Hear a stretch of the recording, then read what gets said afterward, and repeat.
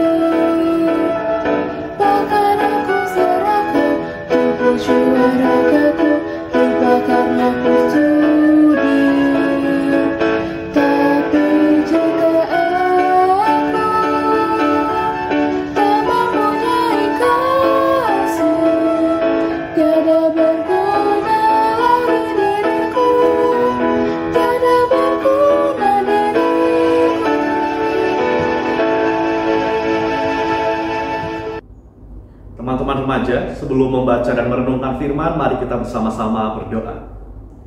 Ya Allah yang Maha Kasih, kami sungguh bersyukur Engkau menghimpun kami di dalam ibadah remaja pada hari Minggu ini. Kami telah memuliakan nama Tuhan, kami memuji nama Tuhan, dan sesaat lagi kami akan membaca dan merenungkan sabda-Mu. Kiranya Roh Kudus menuntun kami, pikiran dan hati kami terbuka untuk menerima kebenaran sabda-Mu, dan tolonglah hamba-Mu yang menyampaikan, biarlah di dalam keterbatasan dan juga kelemahannya Engkau berkenan untuk menolong dia menyampaikan firman Tuhan.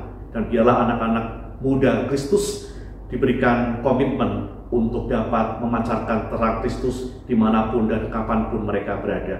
Dalam nama Tuhan Yesus kami menyerahkan seluruh rangkaian pemberitaan firman Tuhan ini. Amin. Teman-teman, mari kita buka kitab kita dari kitab 2 Raja-Raja pasal 5 ayat 5 sampai ayat 15. 2 Raja-Raja pasal 5 ayat 5 hingga ayat yang ke-15. Maka jawab Raja Aram, "Baik, pergilah, dan aku akan mengirim surat kepada Raja Israel." Lalu pergilah Naaman dan membawa sebagai persembahan 10 talenta perak dan 6.000 shikal emas dan 10 potong pakaian. Ia menyampaikan surat itu kepada Raja Israel yang berbunyi, "Sesampainya surat ini kepadamu, maklumlah kiranya bahwa aku menyuruh kepadamu Naaman pegawaiku supaya engkau menyembuhkan dia dari penyakit kustanya." Segera sesudah Raja Israel membaca surat itu, dikoyakkannya lah pakaiannya serta berkata, "Allahkah aku ini yang dapat mematikan dan menghidupkan, sehingga orang ini mengirim pesan kepadaku supaya kusembuhkan seorang dari penyakit kustanya? Tetapi sesungguhnya perhatikanlah dan lihatlah, ia mencari gara-gara terhadap aku." Segera sudah didengar Elisa, abdi Allah itu, bahwa Raja Israel mengoyakkan pakaiannya, dikirimnyalah pesan kepada Raja, bunyinya, "Mengapa engkau mengoyakkan pakaianmu? Biarlah ia datang kepadaku, supaya ia tahu bahwa ada seorang nabi di Israel."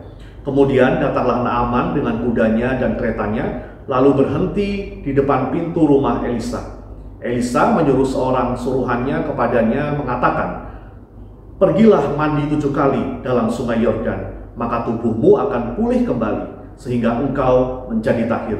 Tetapi pergilah Naaman dengan gusar sambil berkata, "Aku sangka bahwa setidak-tidaknya ia datang keluar dan berdiri memanggil nama Tuhan Allahnya, lalu menggerak-gerakkan tangannya di atas tempat penyakit itu, dan dengan demikian menyembuhkan penyakit kustaku.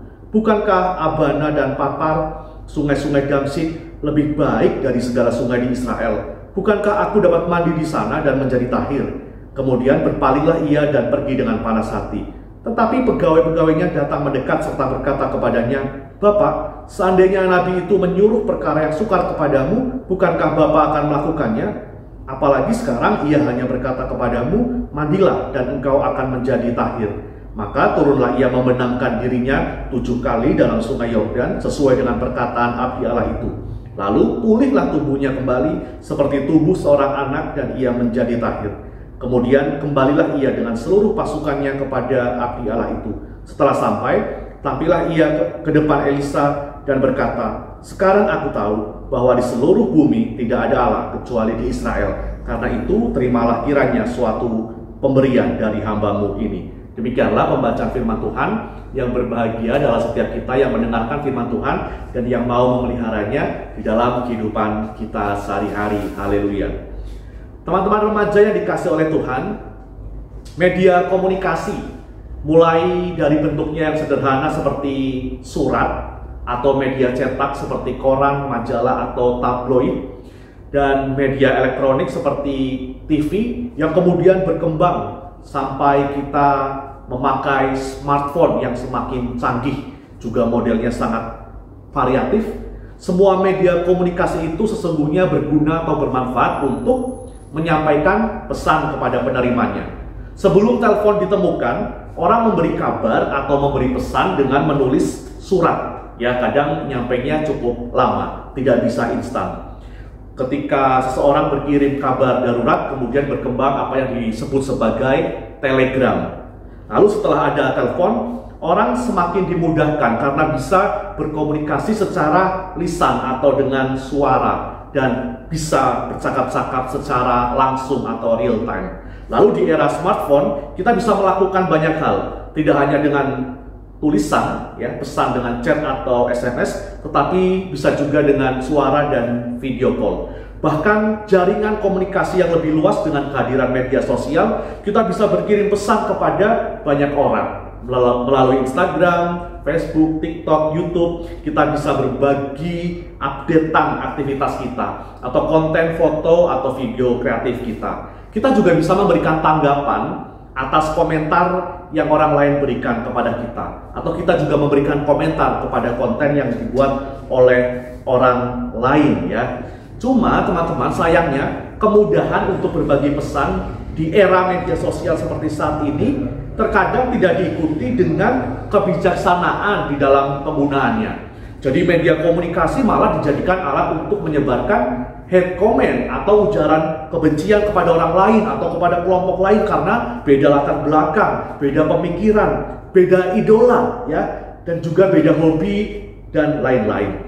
Juga media sosial malah dipakai untuk menyebarkan berita hoax yang menjelek-jelekan orang atau kelompok lain yang disebarkan melalui internet atau melalui grup WA, ya, untuk mempengaruhi opini massa. Nah, teman-teman, kehadiran media komunikasi yang seharusnya mendatangkan kebaikan, tetapi ketika tidak digunakan dengan bijaksana, media komunikasi itu malah bisa mendatangkan perpecahan, keributan, serta saling ejek yang dilakukan secara terang-terangan. Nah, hari ini kita mau belajar dari bacaan Alkitab kita tentang bagaimana kita menggunakan media komunikasi sebagai alat atau sarana untuk menciptakan relasi yang baik, untuk menciptakan perdamaian. Kita coba lihat lagi, ya, bacaan kita coba urai ceritanya. Jadi ada seorang panglima raja kerajaan Aram, ya. Orang itu bernama Naaman.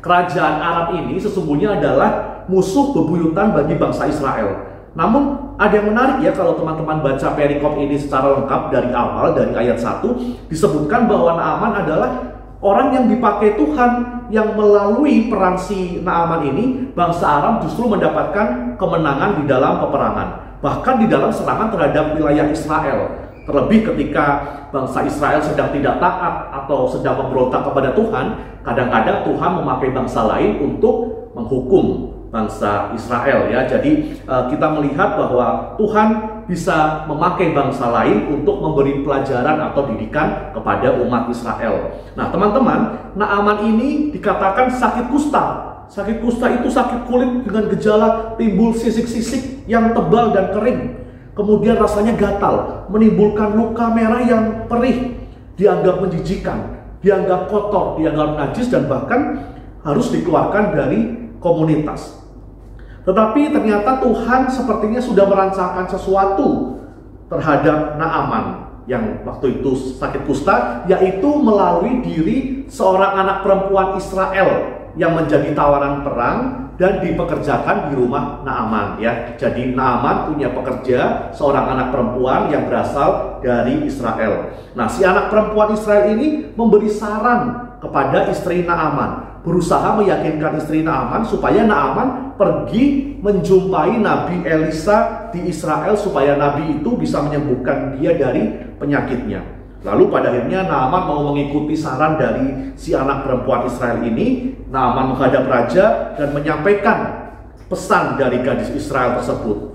Lalu Raja Aram mendengarkan pesan tersebut. Dan ternyata Raja Aram mendukung saran dari si anak perempuan Israel. Lalu Raja Aram menyuruh Naaman, ya sudah, pergi saja menghadap Elisa supaya kamu bisa disembuhkan atau dipulihkan. Nah, supaya kehadiran Naaman di wilayah Israel diterima dengan baik, maka Raja Aram menulis sebuah surat kepada Raja Israel yang berisi permohonan kepada Raja Israel supaya dapat menyembuhkan Naaman, ya. Jadi surat adalah pada masa itu menjadi media komunikasi yang umum dan juga menjadi bentuk komunikasi resmi atau bentuk komunikasi diplomatik antar bangsa atau antar kerajaan, ya. Dengan menulis surat yang ditujukan kepada Raja Israel tersebut, tentang tujuan kedatangan Naaman ke Israel, berarti sesungguhnya Raja Aram itu punya inisiatif untuk membuka komunikasi yang baik dengan Raja Israel, meskipun selama ini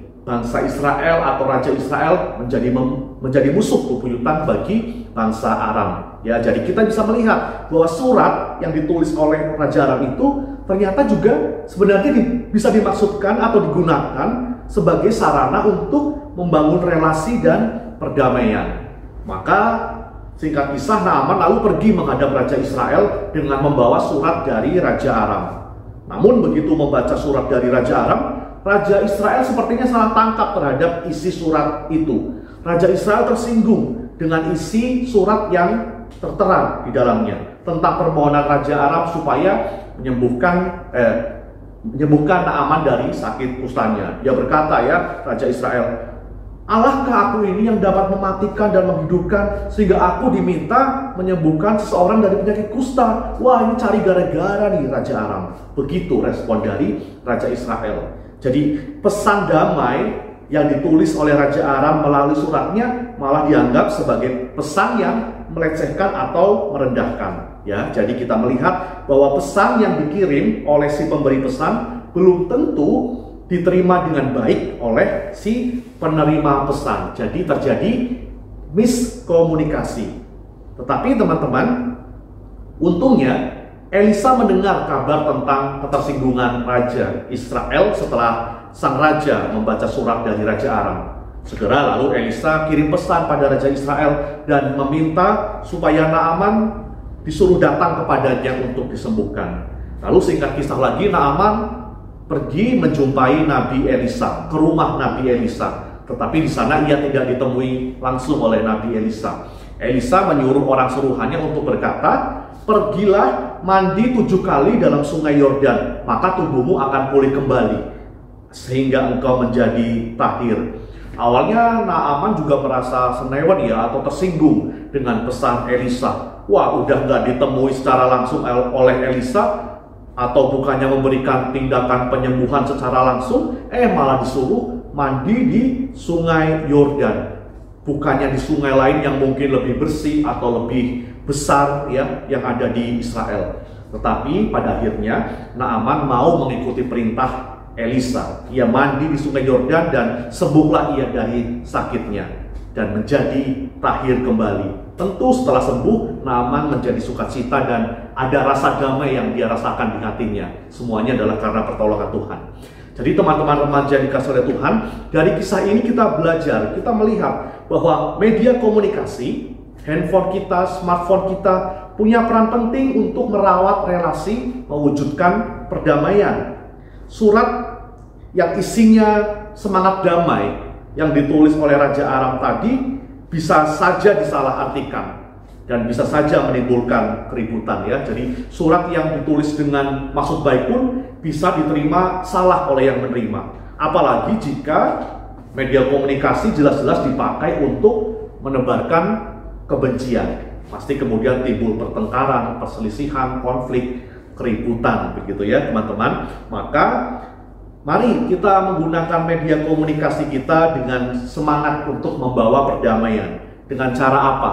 Yang pertama teman-teman, mari kita jangan membiasakan berkomentar tanpa dipikir terlebih dahulu. Ya, misalkan bulian yang kita berikan kepada orang lain itu tidak boleh ya. Kita remaja Kristen tidak boleh membuli atau menuliskan hate comment atau komentar kebencian karena berbeda latar belakang, agama, suku, atau pekerjaan, dan lain sebagainya. Atau mungkin ada fans war ya, jadi fans yang satu bertengkar ribut dengan fans idola yang lain. Kemudian mereka saling bertengkar di media sosial. Nah, jadi hati-hati. Jadi pesannya pertama, jangan biasakan berkomentar tanpa dipikir terlebih dahulu. Kemudian yang kedua, mari gunakan media sosial kita untuk berbagi konten positif melalui status WA kita atau story Instagram kita ya. Kita boleh bagikan hal-hal yang positif. Mungkin tulisan-tulisan pendek yang menginspirasi, cerita-cerita tentang pengalaman pribadi kita yang membuat kita belajar dari pengalaman hidup kita.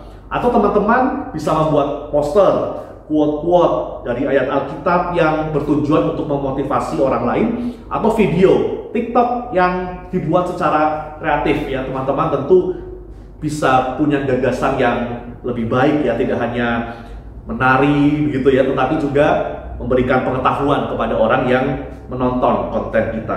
Kemudian yang ketiga, mari gunakan media komunikasi juga untuk membuat jejaring sosial ya. Jadi komunitas remaja yang satu dengan komunitas yang lain bisa menggunakan media komunikasi untuk bersama-sama membuat aksi nyata di dalam membangun relasi yang baik atau membangun perdamaian. Misalkan dengan mengadakan camp lintas iman seperti yang pernah diadakan oleh GKI Sinode Wilayah Jawa Tengah. Jadi ada camp bersama yang diikuti oleh teman-teman remaja atau pelajar tidak hanya dari agama Kristen tetapi juga agama Islam dan agama yang lain ya. Jadi ada semangat membangun kebersamaan dan perdamaian di dalamnya. Jadi mari kita bersama-sama menggunakan media sosial untuk merawat relasi dan mendatangkan perdamaian. Amin. Tuhan Yesus memampukan kita.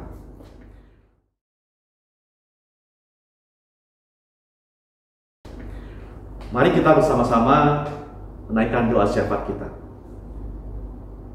Allah Bapa kami yang penuh kasih, yang bertata di kerajaan sorga yang mulia, yang karyanya juga kami kenal di dalam pribadi Tuhan Yesus Kristus dan Roh Kudus, kami sungguh bersyukur Tuhan mengingatkan kami untuk bijaksana di dalam menggunakan alat teknologi, juga smartphone kami sebagai media untuk membangun relasi dan perdamaian. Biarlah kami diberikan semangat untuk terus menebarkan kasih kapanpun dan dimanapun kami berada. Kami berdoa ya Tuhan bagi anak-anak Tuhan, remaja GKI Jati Bening Indah di dalam pergumulannya dengan studi mereka yang duduk di bangku SMP, SMA maupun tingkat awal perkuliahan. Tuhan berikan berkat senantiasa, ketekunan untuk melakukan apa yang menjadi tugas dan tanggung jawab mereka. Tuhan juga memberkati orang tua kami atau keluarga yang mendukung di dalam doa maupun juga dukungan material yang membuat kami dapat bersekolah, dapat melakukan banyak kegiatan. Biarlah Tuhan juga menyertai mereka, berkati pekerjaan, kesehatan, serta pelayanan mereka. Kami juga berdoa ya Tuhan bagi Komisi Remaja GKI Jati Bening Indah. Biarlah Tuhan dapat terus mendorong kami untuk memberi diri di dalam persekutuan, kesaksian dan juga pelayanan. Bahwa di tengah usia yang muda, kami rindu untuk terus memuliakan nama Tuhan melalui pelayanan yang kami lakukan. Kami juga berdoa ya Tuhan bagi bangsa dan negara kami yang kami juga kasihi. Biarlah cinta kasih Kristus, damai sejahtera Kristus hadir di tengah bangsa dan negara kami. Tolonglah pemerintah berikan hikmat dan kebijaksanaan, rasa takut akan Tuhan supaya mereka dapat melakukan tugas dan tanggung jawab mereka dengan baik. Demikian pula kami sebagai warga negara juga melakukan kewajiban kami dengan baik. Inilah doa kami ya Tuhan yang kami alaskan di dalam nama Tuhan Yesus Kristus. Kami sudah berdoa dan memohon. Amin. Tadi teman-teman sudah mendengarkan firman Tuhan. Gimana firmannya? Keren banget kan? Semoga kita bisa menjalani firman Tuhan yang telah diberikan tadi ke dalam kehidupan sehari-hari. Sekarang waktunya untuk persembahan. Persembahan bisa langsung kalian kirimkan ke kantor gereja atau kalian titipkan kepada orang tua kalian. Sebelum kita mengakhiri ibadah kita pada hari ini, mari kita menyanyikan lagu Apalah Arti Ibadahmu. Kepada Tuhan